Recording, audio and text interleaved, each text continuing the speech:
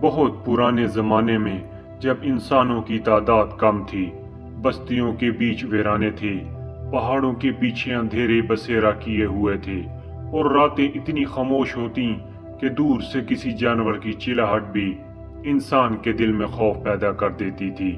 اس خاموش دنیا میں اللہ کی نافرمانیاں بھی آہستہ آہستہ جڑ پکڑنے لگی تھیں۔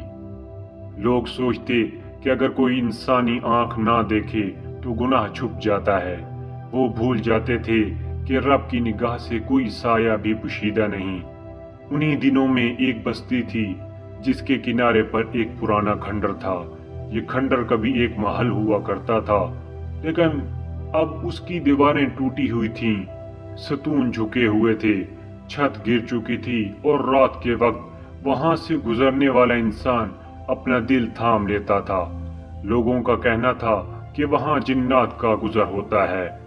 کسی کی ہمت نہ تھی کہ سورج غروب ہونے کے بعد اس طرف جائے، لیکن گناہ انسان کو بہادر نہیں بناتا، بے خوف بنا دیتا ہے، اور یہی بے خوفی سب سے خطرناک ہوتی ہے۔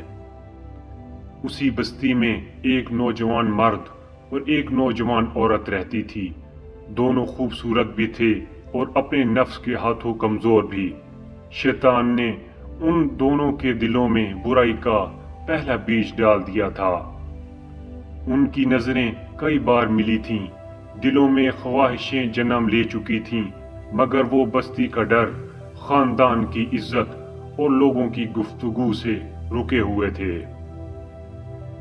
شیطان نے ایک دن سرگوشی کی، بستی سے باہر کھنڈر ہے، کوئی نہیں جائے گا، تم دونوں وہاں مل سکتے ہو، رات کا وقت ہے، اندھیرا ہے، کوئی دیکھ نہ سکے گا۔ چاہت نے عقل پر پردہ ڈال دیا تھا، نفس نے دل پر قبضہ کر لیا، اور وہ دونوں ایک دوسرے سے ملنے پر راضی ہو گئے۔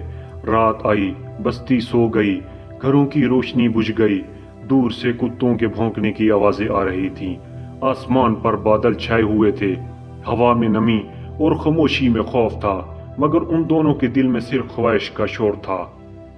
وہ دونوں آہستہ آہستہ بستی سے نکلے۔ عورت نے چادر اپنے منہ پر ڈالی ہوئی تھی اور مرد چاروں طرف دیکھتا ہوا چل رہا تھا کہ کہیں کوئی دیکھ نہ لے۔ جیسے جیسے وہ کھنڈر کے قریب پہنچتے، ہوا کی آواز بلند ہونے لگتی، درختوں کی ٹہنیاں بجنے لگتیں۔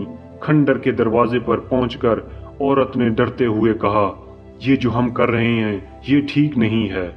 مرد نے جواب دیا، ڈرو مت، کوئی نہیں دیکھ رہا، اگر ہم نے یہ موقع ضائع کر دیا تو پھر کب؟ یہ وہی جملہ تھا جس نے اس عورت کے دل کی آخری جھجک بھی ختم کر دی۔ وہ دونوں کھنڈر کے اندر چلے گئے۔ وہاں ٹوٹی ہوئی دیوار پر چاندنی کے ہلکے ہلکے نشان پڑ رہے تھے۔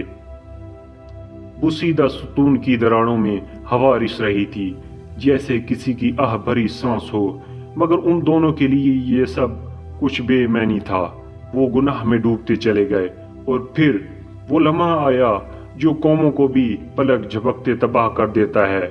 چند سیکنڈ کے اندر آسمان پر زور سے ایک دھڑام کی آواز گونجی، یوں لگا جیسے کسی نے بادلوں کو پھاڑ دیا ہو۔ کھنڈر کی دیواریں ہلنے لگیں، زمین دھڑکنے لگی جیسے دھڑکنیں تیز ہو جاتی ہیں۔ عورت گھبرا کر اٹھ بیٹھی، یہ کیا ہو رہا ہے، ہم کہاں بھاگیں؟